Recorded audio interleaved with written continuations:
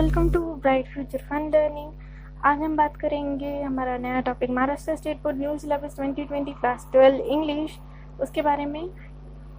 और ये रही आपकी इंग्लिश की ये टेक्स्ट बुक है और इंग्लिश युवक भारती, इसमें हम पढ़ेंगे हमारा नया लेसन, थर्ड लेसन, जो कि होगा कोप एंड दी एंथम वो, और बाय ओ हेनरी इन्होंने लिखा हुआ है। ये ओ हेनरी राइटर है जो काफ़ी इंटरेस्टिंग स्टोरीज लिखते थे। ओ हेनरी की काफ़ी सारी स्टोरीज है जो काफ़ी इंटरेस्टिंग है और आपके एज की स्पेशली यंगस्टर्स को काफ़ी अच्छी लगेगी स्टोरी। आप ज़रूर पढ़िए ओ हेनरी की स्टोरीज। तो ये जो स्टोरी है हम करेंगे full explanation with read aloud with full explanation. So let's get started without. तो देखते हैं ये वाली। और the cop and the anthem, ये आपका पेज है आइस ब्रेकर में। Suppose you have gone to a place where the winter season is very severe. ऐसी जगह पे अगर आप गए कि जहाँ पे विंटर सीजन ज़्यादा सीवियर है, तो discuss with your partner the ways in which you would protect yourself in the cold climate में आप कैसे अपने आप को प्रोटेक्ट करेंगे, तो वो आपको बताना है कैसे करना। Discussing with your partner ways to protect from cold climate.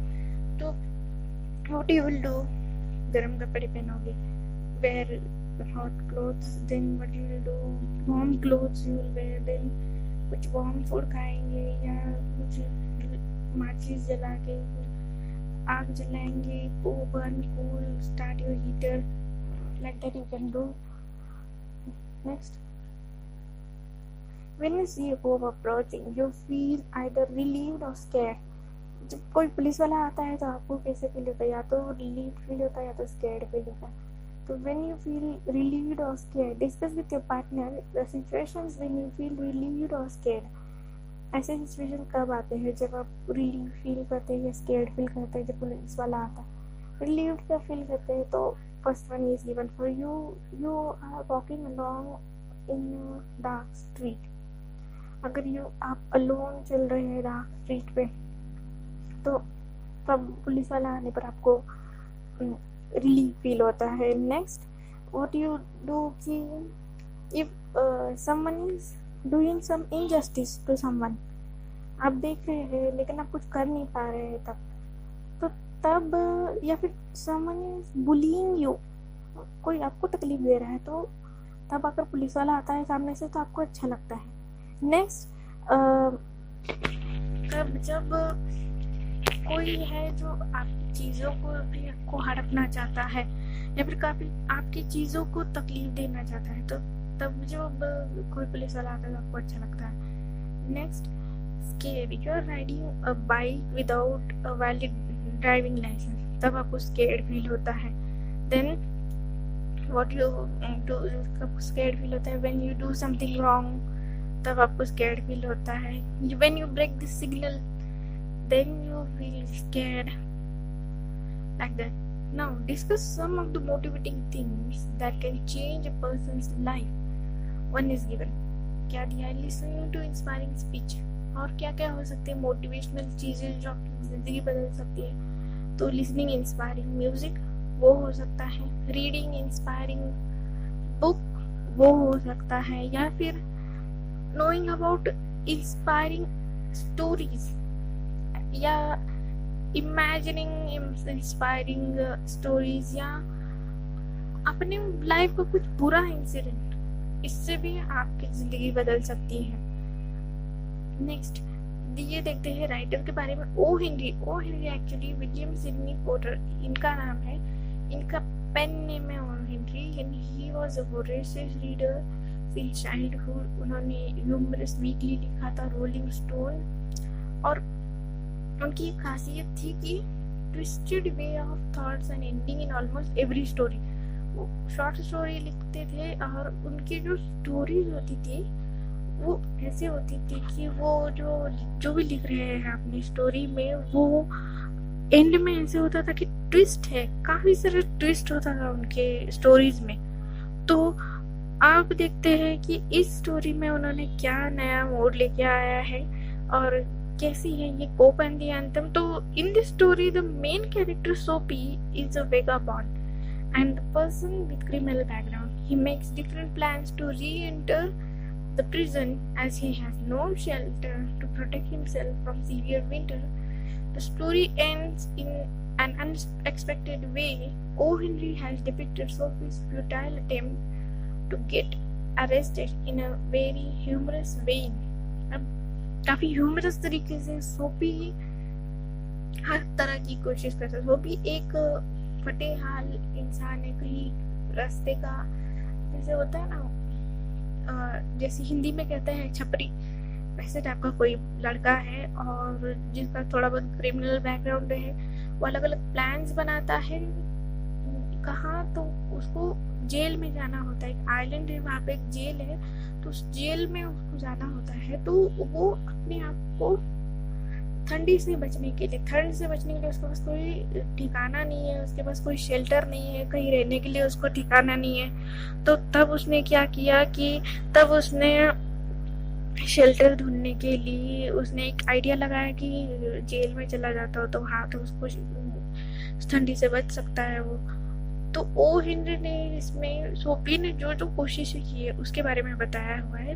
तो cop and the anthem is about freedom and confinement, मतलब फ्रीडम भी है और बंदिश भी है।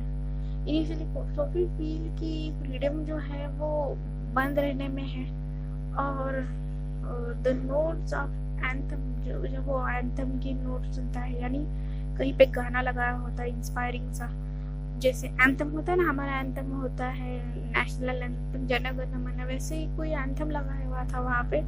वो सुनने के बाद, उसके वर्ड सुनने के बाद वो उसके दिल बदल जाता है और सोचता है कि नहीं यार हार्ड वर्क करूंगा। पर सोफी का तकदीर इतना आयरनी यानी थोड़ा सा ट्विस्ट वाला निकलता है कि जब वो रियलाइज करता है कि फ्रीडम जिंदगी का शुक्रिया अदा करने में है और जिंदगी को अहमियत देने में, तब तक तो बेचारा जेल चला जाता है। देखते हैं कि वो क्या क्या अटेम्प्ट करता है जेल जाने के लिए। तो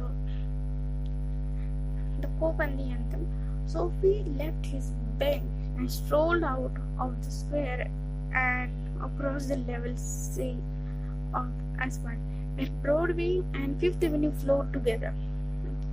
जब वो सोफी अपने बेंच से उतरा और वॉकड इन लेजर वे, मतलब वो उसने क्या किया कि ब्रॉडवे फिफ्थ एवेन्यू के वहाँ से वो एकदम लेजरली, मतलब एकदम थाट में होके निकला वहाँ से। Sophie has had confidence in himself from the lowest button of his vest upwards. He was shaven and his coat was trimmed and his neck black bow had been presented to him by a lady missionary on Thanksgiving Day. Thanksgiving Day कब होता है? 4th Thursday of November। तो तब ना traditional meals होते हैं, तब Thanksgiving day करते हैं, तब गरीबों को खाना कपड़े बांटते हैं। तो तब किसी लेडी ने उसको जो कपड़े दिए हुए थे, तो सोफी के पास कॉन्फिडेंस था उसके वेस्ट के बटन से लेके, और वो थोड़ा सा फटे हाल लग रहा था, उसका कोट भी फटा हुआ लग रहा था एंड उसकी जो ब्लैक बो है जो गले में वो पहनता था वो था, वो किसी ने उसको गिफ्ट दिया था जब थैंक्सगिविंग डे था। If only he could reach a table in a restaurant as unsuspected, success would be his. वो सोचता था कि क्या कैसे बस एक बार टेबल पर रीच करना,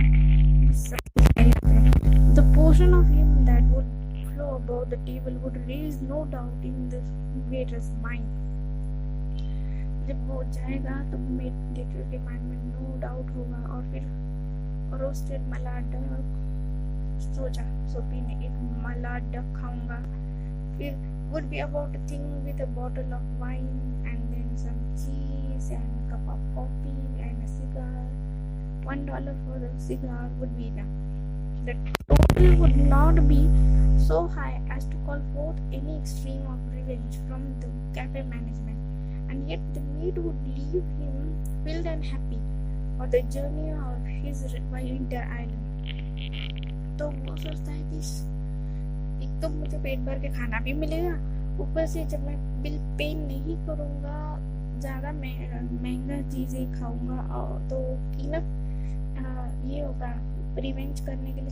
कैफे मैनेजर के पास काफ़ी सारा रीज़न होगा रिवेंज लेने के लिए। तो तब वो कैफे मैनेजर शायद मुझे निकाल दे, शायद पुलिस को बुला दे, और फिर मैं आइलैंड पे जा सकता हूँ, आइलैंड वाले जेल पे।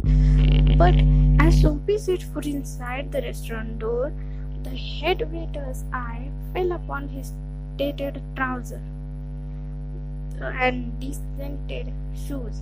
Strong and ready hands turned him about, conveyed him in silence, and hastened to the sidewalk and averted the ignoble fate of the menaced Malad. तो जैसे ही वो सोफी एक कदम अंदर जाने लगा, जो वेटर्स का हेड था उसने देखा, उसकी नज़र गई सोफी की तरफ, और उसने क्या किया, उस सोफी को पास बुलाया, और उसने देखा कि ये जो सोफी है उसका जो हुलिया है वो काफ़ी फटे हाल लग रहा था, ट्राउजर्स, उसके जो शूज थे काफ़ी फटे हाल लग रहे थे। तो सोफी ऐसे लगा कि तो ये सोफी को ऐसे लगा, सोफी ने क्या किया, अंदर जाने की कोशिश की, लेकिन वो जो वेटर था उसने आने ही नहीं दिया। तो जो मला डक खाने का जो उसका सपना था वो टूट गया। फिर सोफी ने क्या किया, Sophie turned off Broadway. It seemed that his route to the Covet Island was not to be an easy one. अब कोवेटेड आइलैंड पे उसको जाना, जो आइलैंड है उसके पास जाना था। कोवेटेड मतलब ग्रेटली डिजायर, उसके पास ग्रेट डिजायर था उस आइलैंड पे जाने का। Some other way of entering the limbo must be divided, border place between heaven and hell, उसको लिम्बो कहते हैं। अब कहीं से तो उसको मिल जाए, प्लेस मिल जाए। At the corner of 6th Avenue उसने देखा कि electric lights and cunning displayed wares behind plate glass made a shop window attractive. हाँ, फिर 6th Avenue के कॉर्नर पे उसने देखा कि इलेक्ट्रिक लाइट्स और डिस्प्ले से एक जो शॉप थी उसकी विंडो काफी अट्रैक्टिव लग रही थी। तो सोफी ने क्या किया, Sophie took a stone and dashed it through the glass. Sophie ने पत्थर उठाया और ग्लास पे मार दिया। People came running around the corner, a policeman in the lead. लोग आए भागते भागते देखने को, पुलिसमैन आया भागते भागते देखने को क्या हो गया। Sophie stood still with his hands in his pocket and smiled at the sight of brass button. और सोफी को लगा कि हाँ अब चाहे मुझे पुलिस वाला पकड़ लेगा, तो वो एकदम से स्माइलिंग फेस से एक कॉर्नर में खड़ा हो गया, अपने हाथ पॉकेट में डाल के। तो where is the man that done that? Inquired the officer agitatedly मतलब एकदम ट्रबल होके, एकदम नर्वस होके, एकदम चिंता होके, where is the man that done that? वो इंसान कहाँ है जिसने ये किया है? तो बोलता है don't you think that I might have had something to do with? So said Sophie with a friendly voice as one great good fortune. Sophie काफी फ्रेंडली वॉइस ऐसे बोलने लगा कि तुम्हें नहीं लगता शायद ये मैंने ही किया होगा। तो policeman refused to accept Sophie even as a clue. Men who smash windows do not remain to the chat with the police. They take their heels. The policeman saw halfway down the block running to catch a car. With drawn club, he joined in the pursuit. Sophie, would disgust in his heart, drifted along twice unsuccessful. तो policeman ने refuse किया, even Sophie को वैसे clue करके भी सोचने में वो पुलिसमैन ने उसको रिफ्यूज किया। उसको लगा कि कोई इंसान जो ये विंडो तोड़ के भागा है वो थोड़ी ना बात किया, पुलिसमैन के साथ बैठ के बातें करेगा। तो उसने क्या किया, अपना बड़ा सा डंडा लिया और देखा कि एक इंसान है, वो हाफवे से था, वो एक कार पकड़ने के लिए, कोई गाड़ी पकड़ने के लिए वो भाग रहा था गाड़ी के पीछे। तो उसने क्या किया, अपना क्लब निकाला, क्लब यानी जो पुलिस वाले का बड़ा सा डंडा होता है वो निकाला और भागने लगा उसके पीछे। फिर सोफी फिर से उसके दिल को बुरा लगा, दिल को ठेस लगी। फिर दूसरी बार अनसक्सेसफुल होने के बाद अब उसके बाद on the opposite side of the street was a restaurant of no great pretension. अब opposite side में ये था कि एक रेस्टोरेंट था जो ज़्यादा इतना फेमस नहीं था, पर था अच्छा था। It catered to large appetites and modest purses. वो जो था वो ज़्यादा अच्छी क्वालिटी का खाना भी देते थे और बजट वाले कम दामों में देते थे। तो it's crockery and atmosphere with thick, काफ़ी क्रॉकरी एटमॉस्फेयर ऐसे लग रहा था जैसे कि काफ़ी सारे लोग हैं वहाँ पे चीज़ें को देख के ऐसे लग रहा था कि काफ़ी सारी चीज़ें हैं, काफ़ी सारे लोग हैं वहाँ पर। सूपी एवरीथिंग, अब इट्स सूप एंड एवरीथिंग, वो सूप और वहाँ की जो चीज़ें हैं वो काफ़ी अच्छी लग रही थी।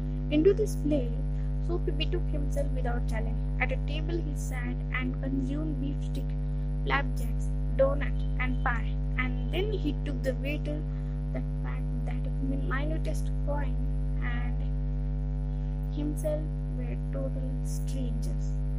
उसने क्या किया, सोफी बैठ गया वहाँ पे, उसने बीफ स्टिक खाए, फ्लैपजैक्स खाए, डोनट्स खाए, पाए खाया और फिर वेटर को आके बोला कि माइन्यूटेस्ट कॉइन, मतलब एक फूटी कौड़ी भी नहीं है मेरे पास।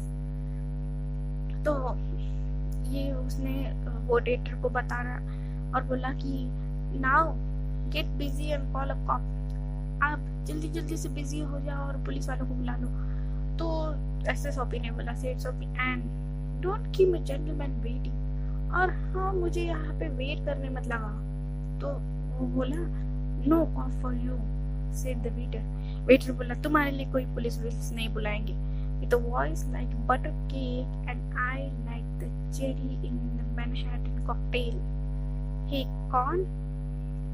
उसने क्या किया, वो वेटर ने बोला, वेटर ने एकदम बटर केक जैसे एकदम सॉफ्ट वाले आवाज में, और आंखें ऐसे लग रहे थे चेरी जैसे, और चेरी इन मैनहट्टन कॉकटेल, जो कॉकटेल ड्रिंक पे चेरी होती है वैसे आंखें उसकी इतनी ब्राइट लग रही थी।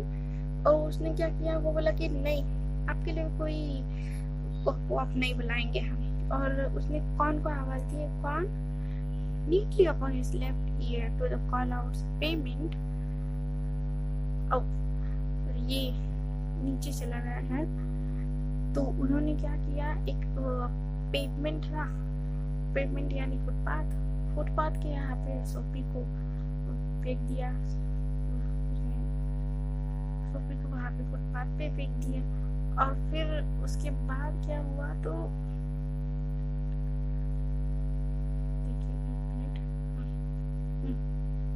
Two vectors pitched Sophie, pitch मतलब फेंक दिया, सोफी को फेंक दिया। फिर he arose joint by joint as a carpenter's rules open and dusted his clothes. Arrest seen now, but else in dream. The island seemed very far away. The policeman who stood before a drugstore 2 doors away laughed and walked down the street. अब जब police ने देखा ये Sophie को उन्होंने बाहर निकाला, तो पुलिसमैन जो कि 2 दरवाजे आगे, मतलब 2 दुकान आगे था, वो ड्रग स्टोर यानी मेडिकल स्टोर के पास खड़ा था। और उसने सोफी की हालत की तरफ देखा और वो हंसने लगा, और सिर्फ उसकी तरफ हंसते हंसते वापस चला गया और कोई एक्शन नहीं लिया। तो Sophie was seized with sudden fear that some dreadful enchantment had rendered him immune to arrest.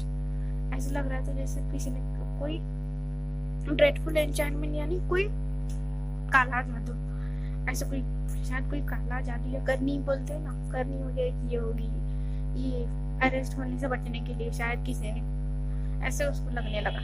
He was in a state of panic when he came upon other policemen longing gladly in front of a glittering theater.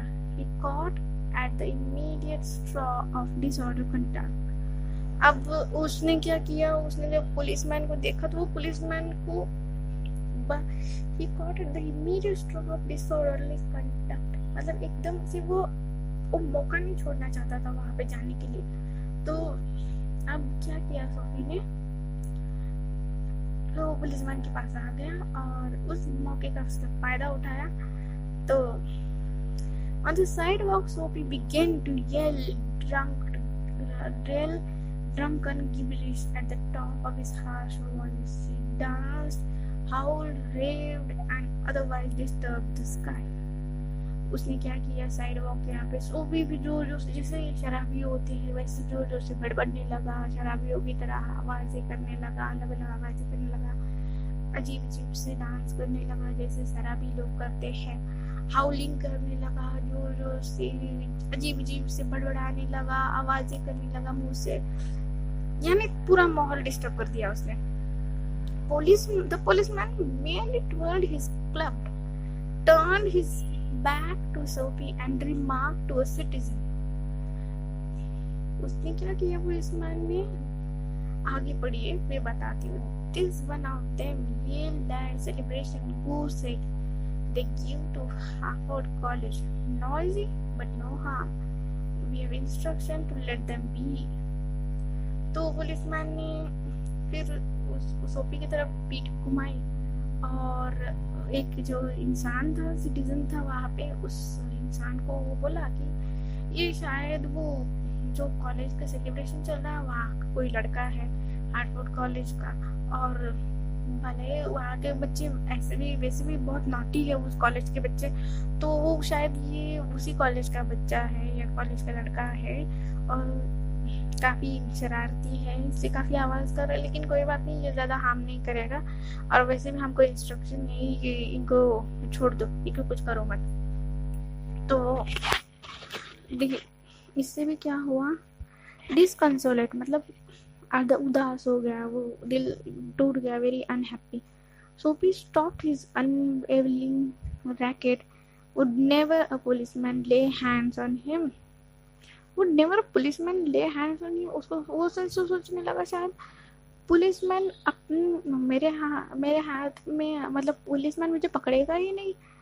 तो in his fancy the island seemed an unattainable Arcadia मतलब एक the mountainous district in Peloponnesus, the southern Greece. In poetic fantasy represent a pastoral paradise. एक Greece का mountain है जो एकदम paradise के जैसे लगता है, एकदम जन्नत के जैसे लगता है, ऐसे लगता है ग्रीस के देवी देवता है वहाँ पे. तो ऐसा वो एक एरिया है तो जो पा नहीं सकते उसको ऐसे लगता है. तो he button this his thin coat against the chilling wind. वो चिलिंग ठंडी में वापस से उसने अपना कोट को अच्छे से किया, बटन किया, और फिर in a cigar store he saw a well-dressed man lighting a cigar and swinging light. उसने देखा एक वेल ड्रेस इंसान था जो अपना सिगार लाइट कर रहा था. he had set his silk umbrella by door on entering. देखा कि सिगार स्टोर के पास एक इंसान ने अपना सिल्क अम्ब्रेला रखा हुआ है. तो सोफी ने सोचा कि ये चलो अगर मैं अम्ब्रेला चुरा लो तो शायद ये पुलिस को बुला देगा. तो सोफी आ गया उस सिगार स्टोर के वहाँ पे, step inside, grabbed the umbrella and sauntered off with it slowly. The man at the cigar light followed hastily. अब उसने क्या किया, walked in relaxed manner से वो अम्ब्रेला उठा के चलने लगा. तो जो इंसान था वो हिस्टेली मतलब जल्दी जल्दी आके उसे पकड़ने लगा. तो वो बोला my umbrella, he said sternly. वो थोड़ा सा वियर्ड आवाज में, थोड़ा सा अजीब आवाज में बोलने लगा माय अम्ब्रेला. तो वो बोलता है ओह इज इट. स्नीयर्ड मतलब मॉकिंग स्माइल जिसको हम बोलते हैं, ये गेव अ कंटेम्प्टस और मॉकिंग स्माइल रिमार्क और टोन, मतलब चिढ़ाने वाले टोन में। Oh is it adding insult to the petty larceny, मतलब लार्सनी का मतलब है थेफ्ट ऑफ पर्सनल प्रॉपर्टी। ऐसे लग रहा था जैसे वो उस इंसान की इंसल्ट कर रहा। Then why don't you call a policeman, I took it your umbrella, why don't you call a cop, there stand one on the corner. और बोला कि ठीक है ना, एक तुम पुलिस वाले को क्यों नहीं बुला लेते हैं, क्योंकि मैंने तुम्हारा अम्ब्रेला लिया है तो क्यों ना तुम कॉप को बुला लो, देखो वहाँ पे कॉर्नर पे खड़ा है। The umbrella owner slowed his steps, वो अम्ब्रेला ओनर अपने स्टेप्स को स्लो करने लगा, चलते चलते स्लोली चलने लगा। अब तो Sophie did likewise with a premonition that luck would again run against him. The policeman eyed at two curiously. अब वो जो ओनर था वो रुकने लगा, उसको समझ गया कि शायद जैसे मैंने किया शायद वो लड़का, ये जो बंदा है सोफी, वो भी वैसे ही कर रहा है। तो शायद ये स्ट्रॉन्ग फीलिंग है that something is about to happen, ऐसे स्ट्रॉन्ग फीलिंग उसे आने लगी शायद कुछ बड़ा होने वाला है। तो और शायद उसकी तकदीर उसके खिलाफ चलने वाली है। तो और पुलिसमैन जो था वहाँ पे, वो पुलिसमैन देख रहा था ये क्या चल रहा है नाटक इनका। तो of course said the umbrella man, well you know how these mistakes occur, if it's your umbrella I hope you'll excuse me, I picked it up this morning in the restaurant, if you recognize it as yours why I hope you'll। तो वो बोला कि of course well sorry, ये शायद मेरी गलती थी, ये शायद आपका ही अम्ब्रेला हो, आई होप प्लीज़ आप मुझे माफ़ कर दीजिए, मैंने ये सुबह उठाया था एक रेस्टोरेंट से, शायद आपने ये अम्ब्रेला को पहचान लिया होगा इसलिए आप बोल रहे हैं। और हाँ आप क्यों नहीं बोलेंगे, मतलब ये जो बंदा था उसने भी कहीं से चुराया हुआ था अम्ब्रेला, इसलिए तो वो पुलिस को नहीं बुला रहा था। तो पुलिस सोफी बोला of course it's mine and Sophie said Sophie savagely। वो सोफी भी बोलने लगा कि हाँ ये मेरा है। The ex-umbrella man retreated. The policeman hurried to assist the tall blonde in an opera cloak across the street in front of a streetcar that was approaching 2 blocks away। अब उसने क्या किया कि अब वो जो अम्ब्रेला वाला था उसने अम्ब्रेला दे दिया उसको। अब वो जो पुलिसमैन था, पुलिसमैन ने क्या किया, वो एक ब्लॉन्ड मतलब पर्सन विथ पेल येलो है, वो एक बंदा था जिसने ओपेरा क्लोक बड़ा सा कोट पहना हुआ था, वो इंसान था और वो स्ट्रीट का ये in front of the street car, तो वो 2 ब्लॉक्स अभी वहाँ उस इंसान के पास गया और जल्दी से, शायद वो कोई बड़ा इंसान होगा, उसके पास गया वो। तो सोफी को बुरा लगा। Sophie walked eastward through a street damaged bye improvement. अब सोफी ईस्टवर्ड जाने लगा, उसको बहुत बुरा लगा। He hurled the umbrella angrily into the excavation. He muttered against the men who wear helmet and carry clubs।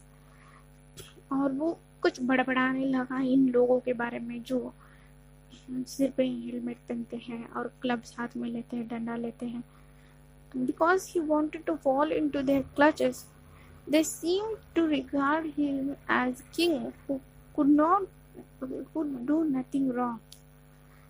शायद लोग उसके बारे में ऐसे सोचते हैं कि वो कुछ बुरा कर ही नहीं सकता, या फिर उसका चेहरा ऐसे मासूम सा है। At length, Sophie reached one of the avenues to the east, where the glitter and turmoil was but faint। Turmoil मतलब state of great disturbance। अब दिमाग में, उसके दिमाग में काफ़ी डिस्टर्बेंस था. He dragged himself towards Madison Square. वो Madison Square की तरफ गया. For the homing instinct survives even when the home is a park bench. अब अपना घर तो ढूंढने के लिए ऐसे रहा, अब कहीं से तो सहारा चाहिए, तो एक पार्क का बेंच था, वहाँ जाके बैठ गया वो. But on an unusual quiet corner, Sophie came to a stand still. फिर भी उसने क्या किया, वो एकदम स्टिल करके कॉर्नर पे खड़ा रहा. Here was an old church, quaint and rambling and gabled. Quaint मतलब attractively unusual और old fashion पुरानी ज़माने का था.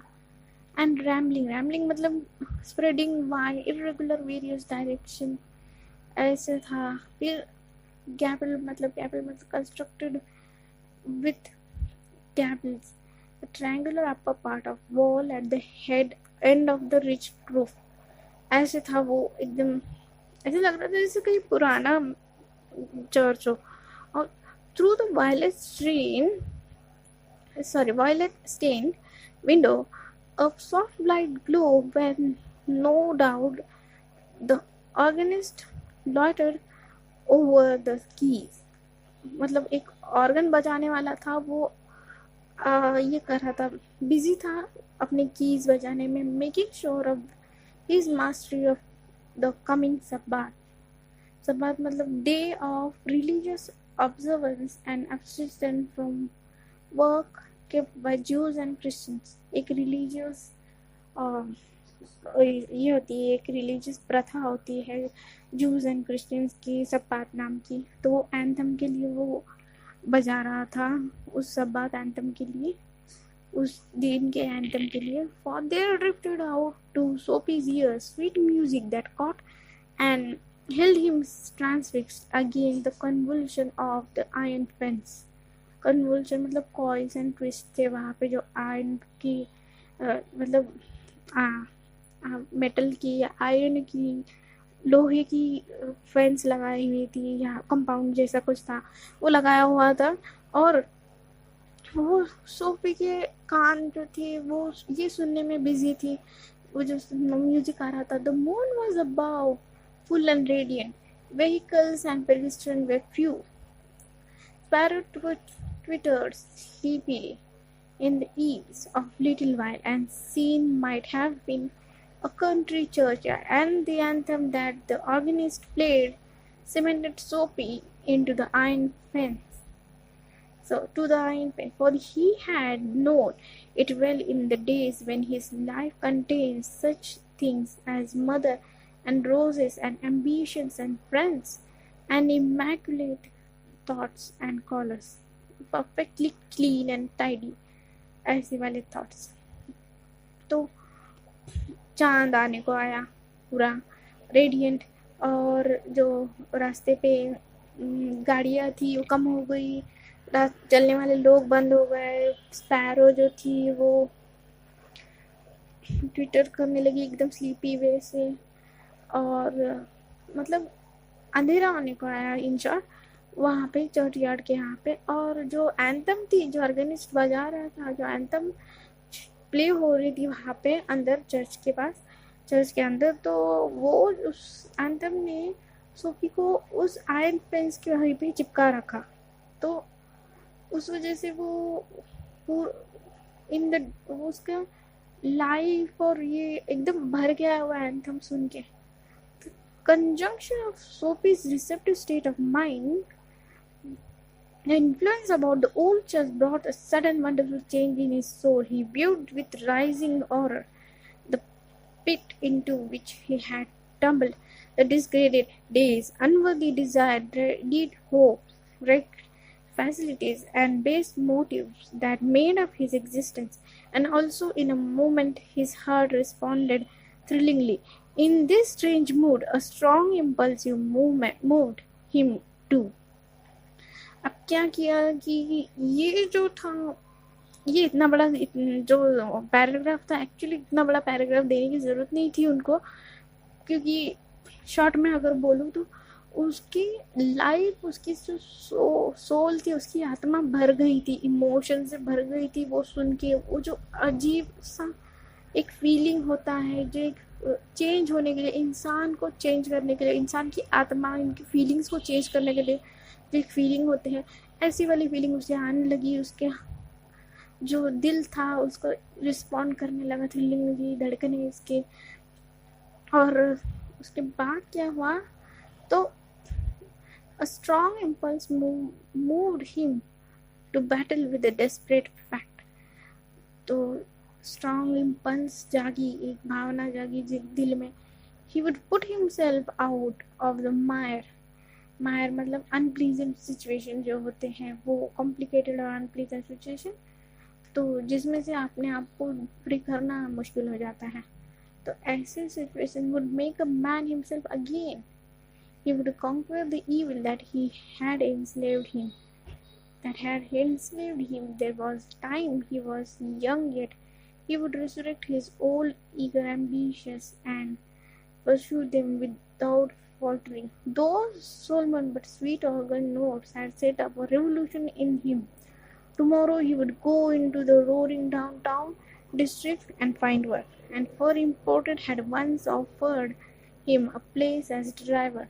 He would be somebody in the world. He would. वो उसका दिल बदल गया, उसका जो बिहेवियर था वो सोचने लगा कि इतने दिनों से जो एक ईविल, जो एक बुरा इंसान था जो मुझे कंट्रोल कर रहा था मेरे अंदर से, अब उस इंसान से बाहर निकलने का वक्त आ गया है। अब रिसरेक्ट यानी रिस्टोर टू लाइफ, जिंदगी में वापस रंग लाने का, ज़िंदगी में वापस से खुल के जीने का मौका आ गया है।